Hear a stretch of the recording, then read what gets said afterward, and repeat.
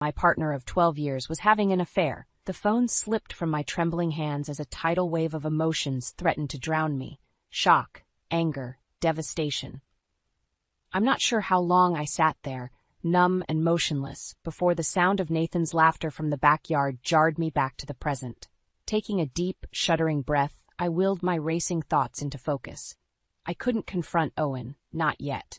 This required a more calculated response. Retrieving his phone, I quickly deleted the damning thread, removing any trace of my discovery. No, Owen would not get off that easily. If he thought he could betray me and simply walk away, he was gravely mistaken. My mind whirred as the initial panic gave way to cold determination. I knew what I had to do. First, I needed evidence, concrete proof to dismantle every lie he would inevitably try to spin.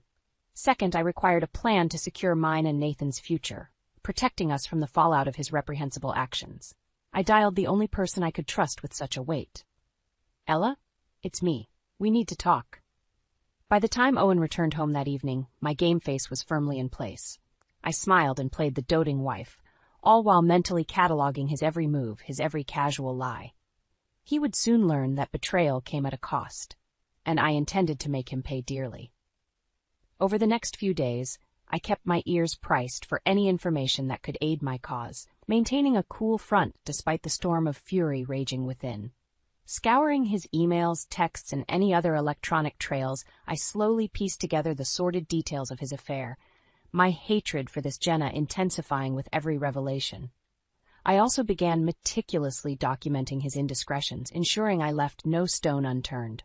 Legal counsel, separate bank accounts, updated beneficiaries, no precaution was too small in securing a future for Nathan and myself, free from Owen's corrosive influence.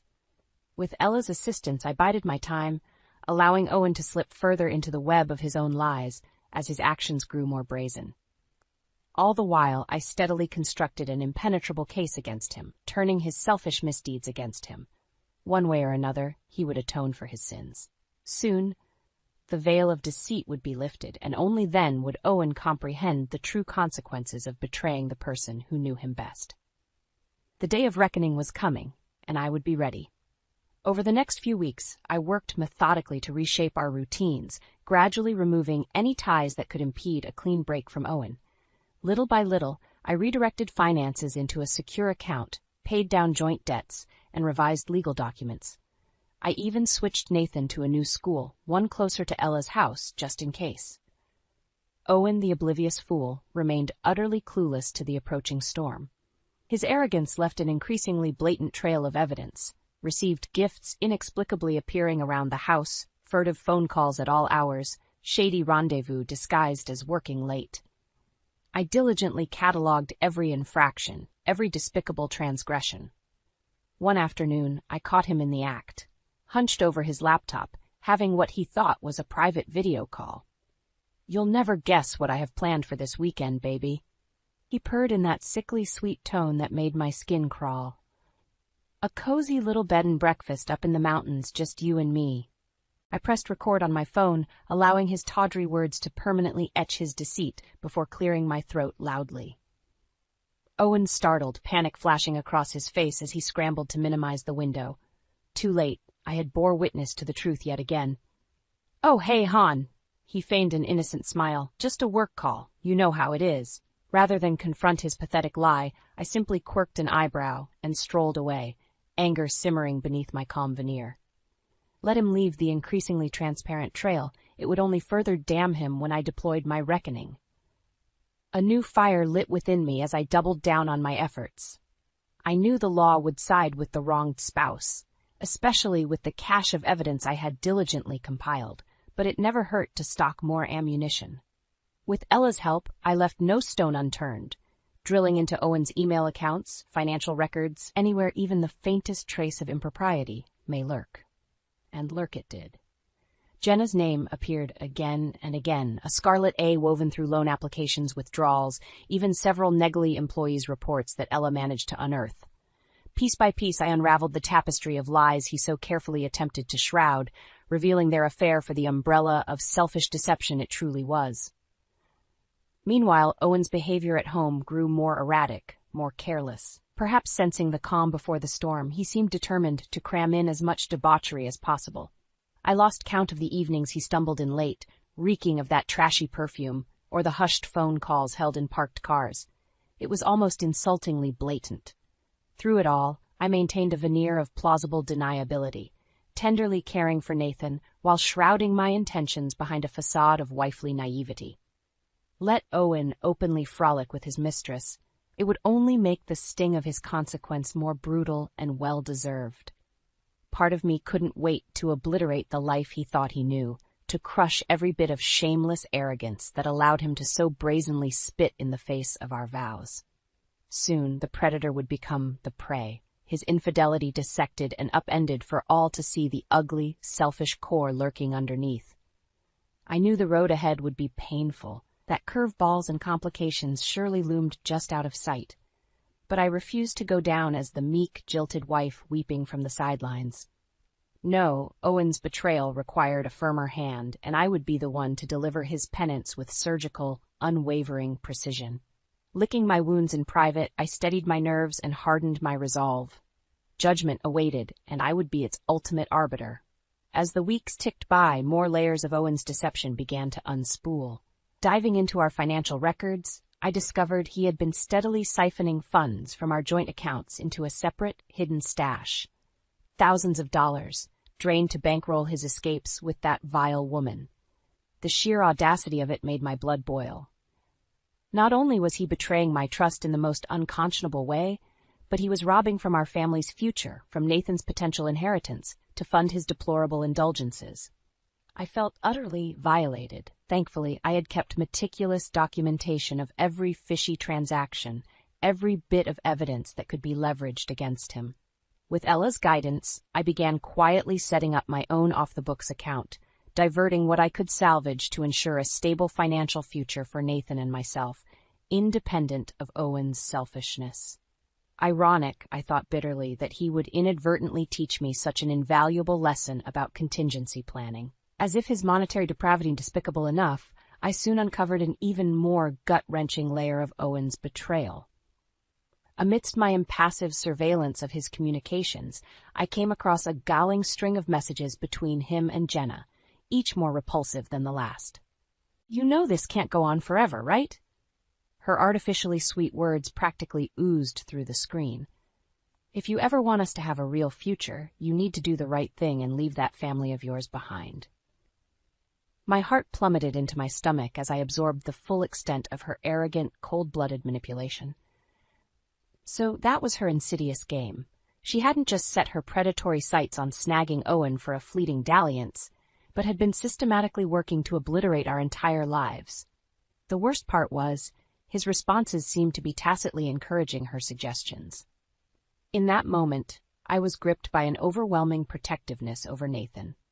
I refused to allow that shriveled snake of a woman to slither her way into destroying the sanctity of his childhood, of the life and values I had so lovingly nurtured. If she wanted a battle, she had just initiated a war she could never hope to win. I redoubled my efforts, drilling down on every last intersection of their sordid involvement. Deleted messages, calendar invites, receipts, all betraying a torrid breadcrumb trail deliberately hidden in plain sight, as though Owen reveled in parading his indiscretions behind my back. With Ella's assistance, I began compiling it all into an ironclad damning dossier, one that would ensure I emerged victorious. Meanwhile, as Owen's duplicity intensified, so did my efforts to lovingly insulate Nathan from the turmoil lurking under our roof. We spent quality time together each day, baking, doing arts and crafts, lavishing in the simplicities of the mother-son bond. Deep down, I drew strength from his innocence, from the bright future I was determined to preserve on his behalf. "Mom, can we go camping this summer?" Nathan asked one afternoon, all smiles and unbridled hope. "You, me and Dad?" My heart clenched at the thought of Owen tainting such a special tradition with his perverse dishonesty. Forcing a reassuring smile, I pulled my sweet boy close. "Of course we can, baby," I murmured into his hair.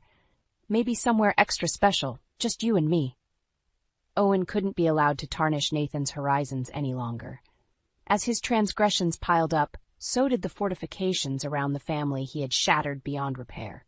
Guided by Ella's pragmatism and my own unflappable discipline, I arised the art of sustainable vengeance, quietly assembling the battle plan that would neutralize every last threat he posed.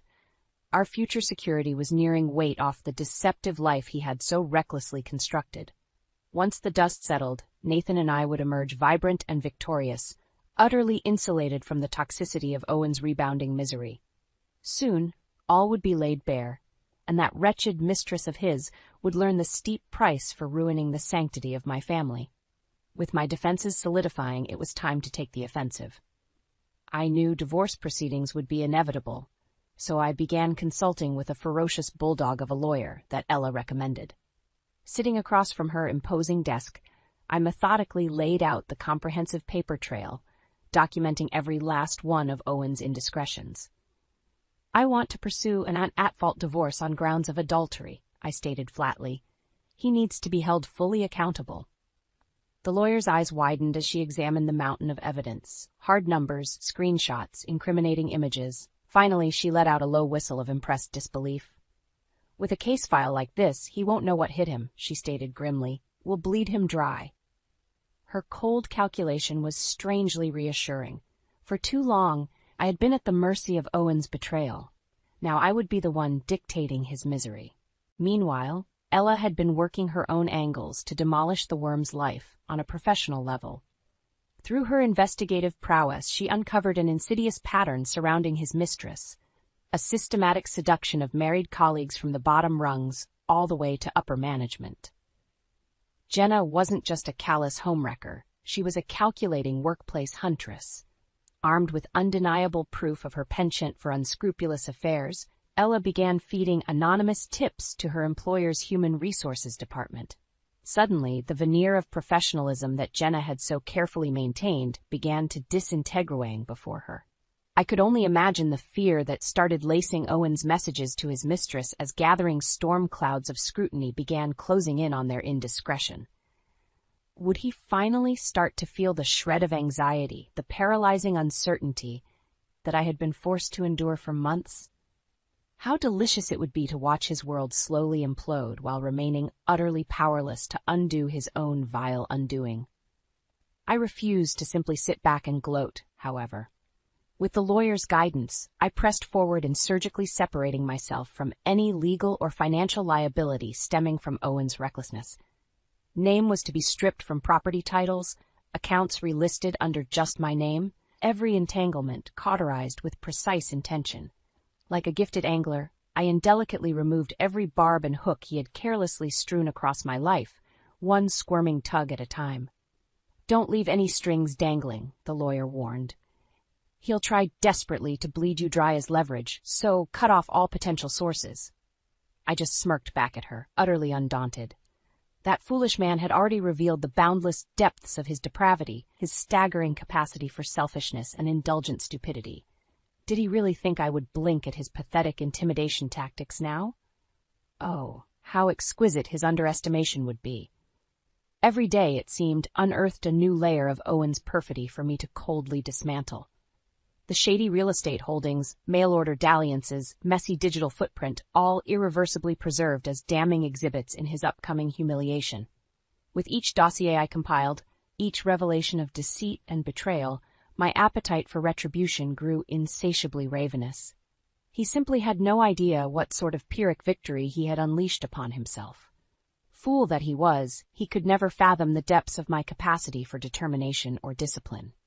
Where he remained pathetically encapsulated by the incessant neediness of his cowardly id, I was rapidly evolving into an unstoppable force of nature, a consummate, merciless juggernaut of wrath.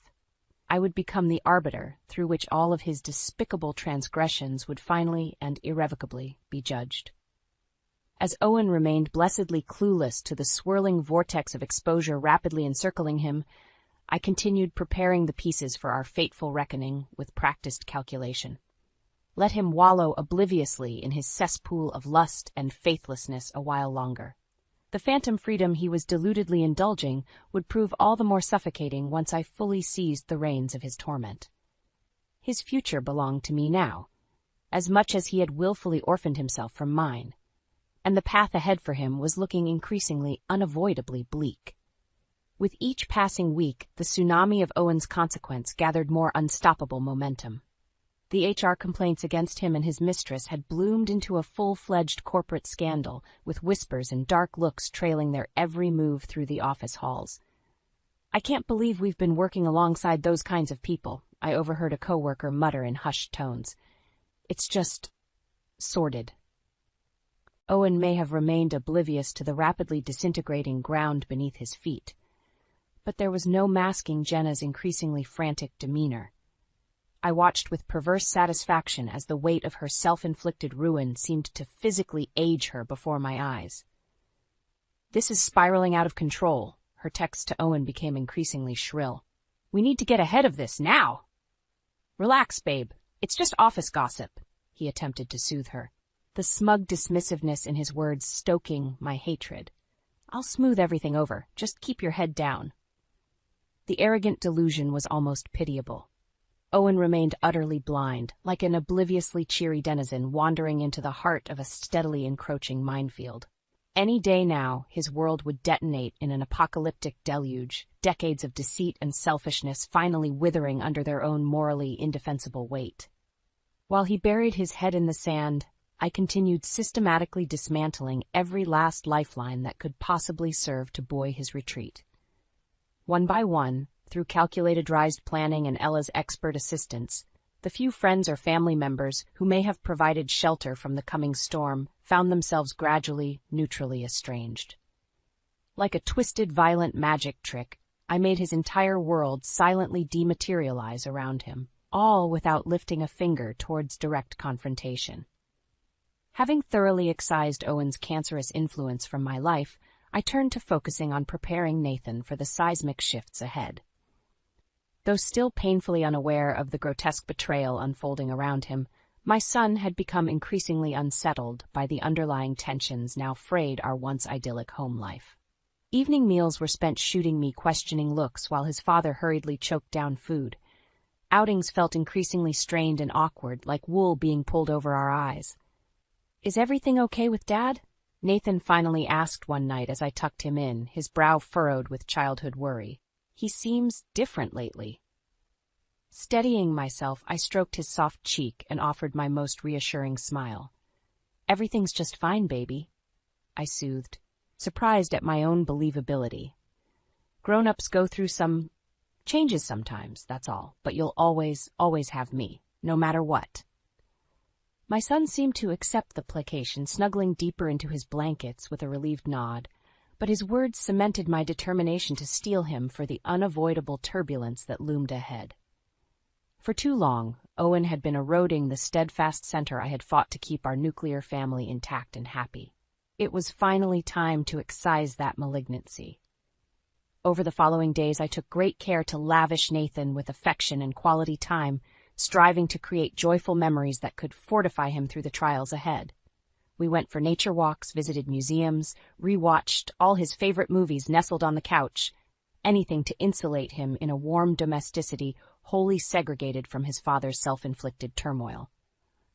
All the while, I could practically feel the crosshairs of impending confrontation slowly fixing themselves on Owen's oblivious form. Like the peak of a terrifying roller coaster's first dip, we were nearly suspended at the calm before the plunging maelstrom, the decisive reckoning which he had unconscionably forced to this point. I had assembled an overwhelmingly damning dossier of evidence, stripping away every layer of his depravity through documentation and cold pragmatism. Restraining orders, asset protections, childcare provisions. Nothing was left unfortified for the coming siege of his unleashed mania. All that remained was to deftly lure Owen into the kill zone, then riddle him with the merciless barrage of justice he had brought up-rakening upon himself. Scattered amidst the zeal of my preparations, I caught flashes of the woman I had once been, tempted to abandon this increasingly dark path out of some withering self-preservation. But they never lasted. My identity was permanently arc-welded to this white-hot meta-wingedity and finality of purpose. There could be no equivocation, no half-measures remaining, only a sudden, blinding dawn terminating this wretched season of deception, paving the way for the hard-won renaissance awaiting for Nathan and myself. Owen's day of judgment had nearly arrived, and I was ready. With the final pieces locked into place, I summoned Owen home for our inevitable reckoning, a terse text demanding his presence. He likely assumed I wanted to rehash marriage counseling or some other fruitless attempt at reconciliation. Little did he know I had long abandoned any notion of preserving our lawfully wedded privation. When he finally sauntered through the door, I was seated stoically in the living room, a thick manila folder containing his compendium of sins resting coolly on the coffee table before me. As instructed, Nathan was safely ensconced at Ella's for the evening. This fallout would be far too toxic for young eyes to witness. "Hey, hon, you wanted to see me?" Owen's voice held a twinge of confusion as he made his way towards me, seemingly oblivious to the gravity of the situation. With a steely glare, I slid the dossier across the table towards his approaching form. "You might want to take a look at this first." The instant his fingers opened the folder, dread instantly washed over his features, panic seizing his body. For several torturous moments, my husband rifled through the damning evidence with shaking hands, incriminating photos, blasphemous texts, philanthropist money trails. Every dirty secret, every web of adulterous malfeasance I had so meticulously compiled over these agonizing months, all finally laid bare before his ashen face. "Lila," he finally sputtered, eyes brimming with pathetic, unshed tears. "I don't know what to say." "Don't bother," I coldly interjected, unmoved by his woebegone theatrics. "Your actions have spoken volumes already. I'm done playing pretend, done swallowing the lies. Our marriage is over." The words seemed to slap him in the face, his jaw going slack with dismay. Good, let him marinate in the consequences of his selfish treachery for once. "But you can't be serious," Owen blubbered in disbelief. "After everything we've been through, we can work this out. I know we can. Just tell me what you need, Lila. I'll do anything." I gave a derisive snort at the absurdity of his blustering, utterly unmoved by his sniveling pleas. "You've already shown me exactly what you're willing to do. Lie, cheat, steal, utterly betray the very sanctity of our vows without a single shred of remorse, all to indulge your tawdry fling with that viper of a woman." My words hung heavy in the air, both of us fully aware that I was referring to his mistress, Jenna. His momentary hesitation said it all. Pathetically, his first instinct had been to attempt disassociation from her, the cowardly worm. "That's over. I swear," he backpedaled, desperation mounting. "Completely, totally finished. This was all a massive mistake. You have to know that." "A mistake?" My voice was a razor at his throat. "You don't get to play revisionist with your ugly, drawn-out patterns of infidelity and depravity, Owen. You made your bed, woven tightly with deceit and moral atrocity. Now you get to lie in it." On cue, punctuating the finality of my statement, the front door creaked open and my lawyer entered, manila folders clutched in her manicured grasp. She stalked over and deposited them squarely on the table next to the teetering stacks of Owen's documented sins. "Mr. Hendricks, I'd suggest carefully reviewing and signing where indicated," she intoned professionally. "Mrs. Hendricks has secured a very thorough judgment on your behavior." Owen gaped like a fish, frantically flipping through the sheafs of legalese as tears began to openly flow down his crumbling face. Every protection, every contingency crafted during my Praguing exit strategy now fell ruinously into place around his buckling form. It was beautiful, utterly vindicating justice. This can't be happening," he whispered numbly, Pelagian at the sheer immensity of his forfeiture. Finances, property, probably even custody if I pressed based on his philandering rap sheet. His shattered eyes finally lifted to meet my own, perhaps for the first time in years, truly seeing the remorseless diamond-plated version of the woman he had so carelessly betrayed. In that moment, I allowed every last acrid plume of rage and disgust I felt towards him to bore into his shrinking soul. "Start getting used to your new reality, Owen," I spoke softly, each word dripping avec menace. "This is the bed you've made, and I'm just getting started in returning that favor." In the days following my explosive confrontation with Owen, a strange, almost giddy calm settled over me. As I watched him desperately attempt to untangle the legal straitjacket I had so tightly bound him in, I felt utterly at peace, like a skilled surgeon having cleanly excised a malignant toxicity. "This is outrageous," he railed to my lawyer during one meeting, motioning wildly at the divorce terms. You can't just take everything. What about my career? What am I supposed to do? The shark-eyed attorney barely batted an eye. Frankly, Mr. Hendricks, you should count yourself lucky you haven't been charged with criminal misconduct, given the evidence. I'd suggest complying and avoiding any unpleasant escalations.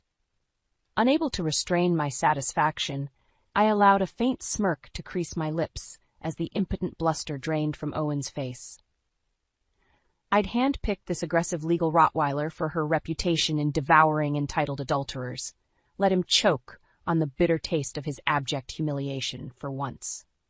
While he flailed and floundered in a desperate bid for basic traction, I focused my energies on more positive pursuits, namely ensuring a smooth transition for Nathan. With gentle age-appropriate conversations, I steadily ushered him through the realities of our new reality, careful to insulate him from any unnecessary toxicity.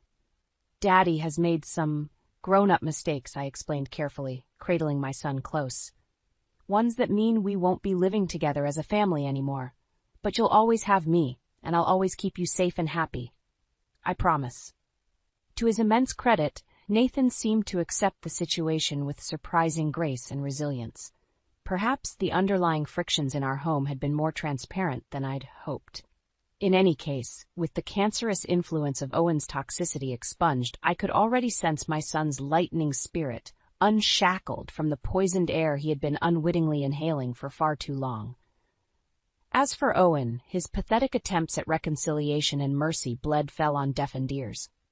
I caught glimpses of his mewling voicemails, increasingly anguished texts pleading to meet, reeking of desperation, but I simply forwarded them to my lawyer, refusing to indulge his predictable histrionics for even a moment. He had chosen to selfishly discard any goodwill or decency between us. Now he could drown in the withering consequences. On the work front, Owen's life continued its inexorable implosion as his seamy conduct rapidly became laughingstock of the office. I almost pitied the wretch when Ella shared footage of him being perp-walked out of his workplace, cardboard box overflowing with personal items and millennial career relics clutched limply to his chest. Jenna could be seen slinking off in the background in a paroxysm of self-inflicted embarrassment. "You're finally getting what you deserve," Ella told me with a satisfied nod. "Both of you miserable snakes." I merely shrugged, suddenly self-conscious of the depth of my friend's loyalty. Truthfully, I held no grudge against Jenna anymore. Her petty, shriveled existence had already transformed into its own searing punishment, her prospects permanently cauterized by the wildfire of scandal she helped spark in her singular lust and weakness. Owen, however, he would never escape the full, crippling weight of my disdain and fury. Not until his dying day, spent groveling through the rubble of all he had destroyed through his arrogance and weakness. I would gleefully ensure it. With each passing milestone, the house transferred to my name, Owen's unceremonious loss of custody and privileges, his reputation left a smoldering crater of scandal. The vice around his flailing existence only tightened. The man I had once loved, the father of my precious child, had willfully transformed into an amoral, lust-addled parasite. This systematic unraveling was the only poetic penance he had left himself susceptible to, and I was the merciless architect and keeper of his regenerating torment. My only regret through the entire process, if you could call it that, was my failure to capture the look on Owen's face as the final divorce papers were shoved across the table for his signature. The abject, hopeless capitulation. I committed that image to memory with savage intensity, a permanent brand searing the depth of his unforgivable transgressions into my very soul. If he had any delusions of earning leniency or a shoulder to cry on, they were emphatically snuffed in that moment. I stood impassive, muscles taut and unyielding as the granite monolith I had become, unmoved by his pitiful, shuddering pleas. After all, he had made this bed, and he would lie in it forever.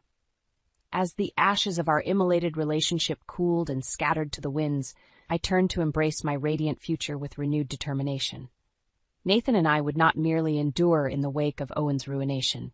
We would flourish, heroically emboldened by the sheer ferocity of my love. The next chapter, wholly devoid of my cancerous husband's toxic influence, beckoned brilliantly. With the divorce finalized and Owen permanently exiled from our lives, An incredible weight seemed to lift from my shoulders. For the first time in what felt like an eternity, I could breathe easy again, unburdened by his insidious deception and selfishness poisoning the very air around me. Gone were the furtive glances over my shoulder, the gnawing doubts needling my subconscious. The pathological menace that was my former husband had been banished. In his place, stretching out ahead of Nathan and I, shone the inviting path of a fresh start, a life finally free from that emotional malignancy. My son, in particular, seemed to blossom in the weeks after Owen's departure. With his father's erratic, deflating presence no longer clouding our home, Nathan emerged a sunny, vibrant version of himself that I had feared was being slowly smothered. He laughed more, played with an unbridled joy and innocence, and seemed to walk taller, almost as if subconsciously relieved to be rid of an unseen burden. I knew he still harbored questions, childlike confusion about the intricacies of why Dad was no longer around. But I allowed those doubts to dissipate naturally through the simple pleasures of being present as his single, doting parent.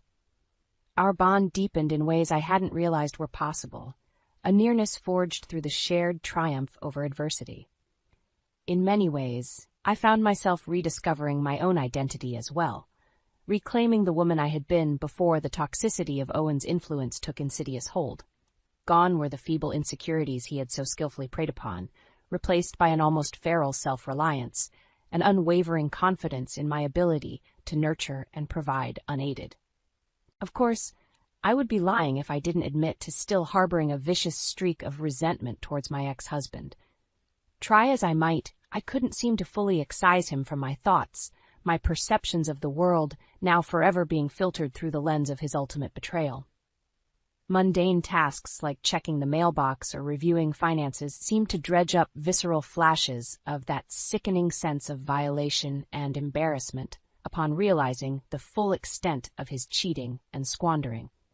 But I refused to allow those ugly feelings to corrupt the fresh, vibrant horizons stretching out before Nathan and I. If anything, they reminded me of the revitalizing decision I had made to sever that dead weight and provided Flint's striking motivation to diligently maintain our freedom lest we stumble into a backslide. As for my actual encounters with Owen, well, they were bitterly limited to polite but emotionally distanced co-parenting obligations. I could sense his desperate yearning for any shred of warmth or nostalgic connection during the frequent custody handoffs, his eyes silently pleading for an olive branch or moment of levity he had long forfeited any right to. But I had meant what I said, that bridge had been napalmed to cinders, nothing remaining to rehabilitate. After the unspeakable transgressions and indignities he had subjected me to so callously, he would forever be immediately dead to me outside of the most rudimentary procedural dealings. No amount of sniveling or feigned remorse could ever hope to erase the scars he had inflicted. So while Owen was left to wallow in the wreckage of his selfish debauchery, a ruined career, an ostracized social life, even restraining orders keeping him at a safe distance from me and his former workplace paramour, my focus remained squarely ahead on forging the brilliant futures we had so narrowly reclaimed from his morass of lies. With Ella's support and encouragement, I slowly let down my guard, began embracing all the wonderful possibilities unfurling in this new dawn of independence. One key step was resurrecting my long-ignored graphic design passion into a full-fledged career, pooling my settlements into launching a thriving online business that allowed me the perfect work-life balance as a newly minted single mother. It was deeply validating, watching my creative hunches blossom into success while remaining ever present for Nathan's needs. Almost as if the universe itself was rewarding my perseverance and sacrifice, gently restoring the dignity that Owen had so malignantly leached away. From there, it was almost frighteningly easy to let the light back into our lives, our household brimming with renewed vitality. I founded a women's support group to empower other divorcees who had faced similar trauma. We took vacations abroad, soaking in new cultures and perspectives as antidotes to Owen's provincialism. By all metrics, we were genuinely, effervescently happy in ways that had eluded us throughout that entire dark chapter score of marital imprisonment. Looking back, it was hard to believe there had been a time when the pall of Owen's toxicity had settled so insidiously over us all. My memories of that miserably wasted purgatory already felt like dissolving fever dreams, ephemeral delusions overwhelmed and exorcised by the blinding truth that had set us free. Nathan and I had been given an almost implausible second chance at living our lives to their fullest potentials, one I vowed never to squander in exchange for mere complacency or jadedness ever again. My son would grow up seeing the true depth of a matriarch's inner steel, and the infinite power that comes from making the impossible choice to stand upright and walk towards the sun. As for Owen, well, the less said of his own diminishing existence, the better. I had moved on from that stunted, ignoble chapter, devoting what precious energy remained towards cultivating the two flames now burning bright before me. My son was my shining future, but my scorched redemption was entirely my own.